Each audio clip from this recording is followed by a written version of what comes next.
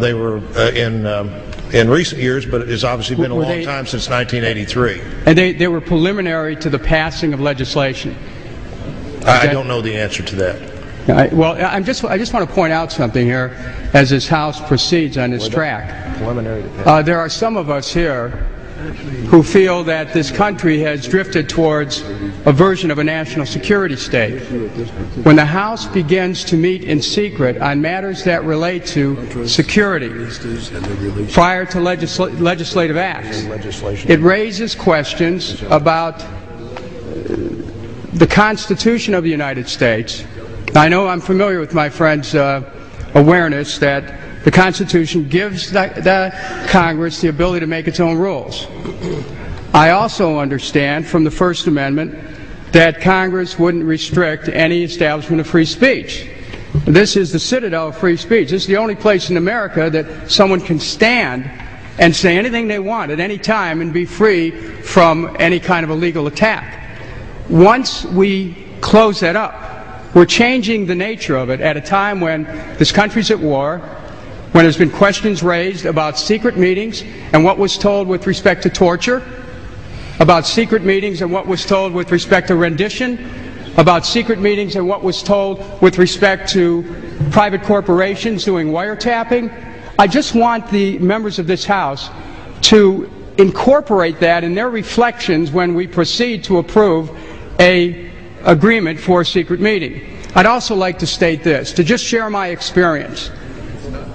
And that is, without referring to any content of any secret meeting I've been in, and I've been in a few at the beginning of my term in the House, I have found from my own experience, that secret meetings end up being occasions for the communication of information of at least, at best, dubious value. Now, you know, and I could point to individuals, at least one individual who's sitting in this chamber right now, who when we had a secret meeting right after 9/11, walked right down that aisle and, you know, uttered a famous barnyard expletive after we were being briefed in a secret meeting by a member of the administration. Some of you were there at the time to remember. So I'm just communicating a concern here about the path we're going down. And, you know, I can only do that. I am going to, I will not attend that meeting. I will withdraw my objections, but I want to have my friends here know that we ought to be proceeding with the utmost caution in going into this direction.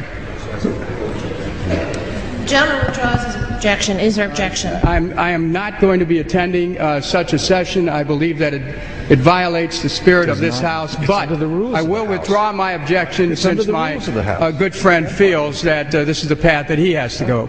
Thank you. Madam. Is there further objection? Reserving the right to object. The gentleman from Arizona. Would the leader yield for 2 questions? Yes. As I understand the situation, we're going to secure the chambers. Not only did members discuss new surveillance provisions, as was the publicly stated reason for the closed-door session, they also discussed 1. The imminent collapse of the U.S. economy to occur by September 2008. 2. The imminent collapse of U.S. federal government finances by February 2009. 3. The possibility of civil war inside the USA as a result of the collapse. 4. Advance roundups of insurgent U.S. citizens likely to move against the government. 5. The detention of those rounded up at Rex 84 FEMA camps constructed throughout the USA. 6. The possibility of retaliation against members of Congress for the collapses. 7. The location of safe facilities for members of Congress and their families to reside during expected massive civil unrest. 8.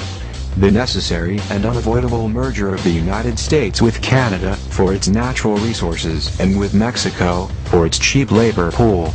9. The issuance of a new currency, the Amero, for all 3 nations as the proposed solution to the coming economic crisis. In the span of less than 4 months, gasoline prices will rise 500%. This has already begun. The prices of both food and shelter rise over 300%. Unemployment levels will reach over 40%. the savings of millions will evaporate overnight due to currency devaluation and bank failures. Unrest will begin in the larger cities first, then spreading out into the countryside. Strong and repressive laws are newly enacted as police and military forces spread throughout the country to counter all signs of growing rebellion. If you are an American hearing these words, you must understand this is happening now. It's not conspiracy theory. It is fact. We are in the midst of these cataclysmic human events. Let me explain to you the red, blue and yellow list. Red list. These people are the enemies of the state. They are the leaders of patriot groups, outspoken ministers, outspoken talk show hosts, community leaders, and bloggers who talk about the government. These people and their families will be dragged out of their homes in the middle of the night. They will be driven to a black unmarked helicopter waiting to fly them to FEMA detention camps to be killed immediately. This will take place approximately 2 weeks before martial law is enforced, shortly after the crash of the economy. Blue list. These are also enemies of the state, but are followers of the red list resistors.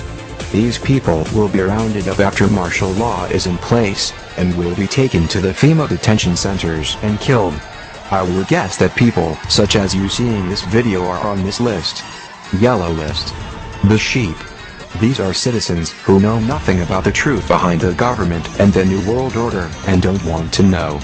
They are considered to be no threat at all and will be instructed how to behave and will most likely do whatever they are told. Unfortunately, there are too many of these to be effectively controlled, so many will be killed or starved.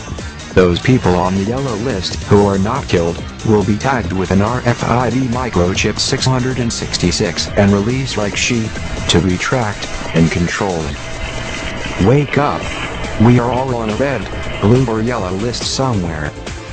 If you live near any FEMA facility, leave before it gets worse. Prior knowledge about events soon to occur have saved millions over the past century, allowing them to flee the most dangerous areas ahead of time, and when they still could. Not everyone that can leave will leave. History has taught this lesson well, especially to the almost complete annihilation of all the Jewish peoples in Europe during World War II and similar camps.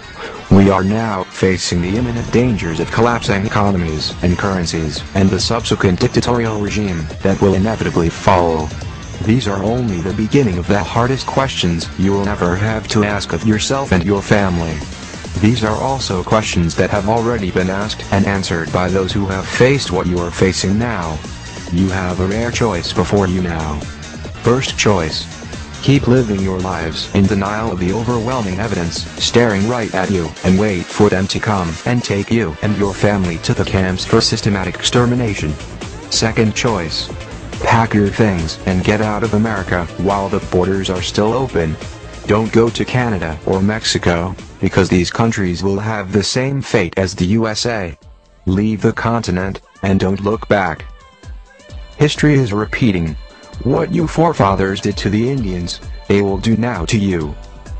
America is a sinking ship. If you stay on this ship, you will go down with it, and drown.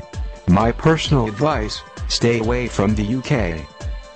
Do not believe foolishly that your government will allow this type of information to be made public much longer. And all the laws that have been passed since 9/11 gives you George Bush dictatorship. You better wake up. It's in your law. Let's see who's on the yellow list. It says, but are followers of the red list folks. These people will be rounded up after martial law. What will happen to them?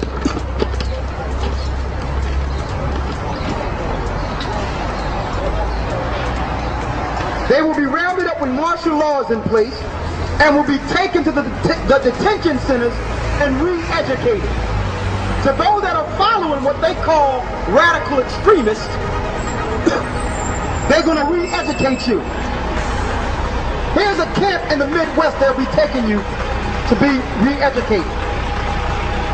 In some of your churches, your big cathedrals like Shane Baptist, what's the other one? E9 Baptist Deliverance. These are going to be temporary concentration camps for you. You think you're going there to praise the Lord? You're going in these places to be reprogrammed when it's time. Don't sleep.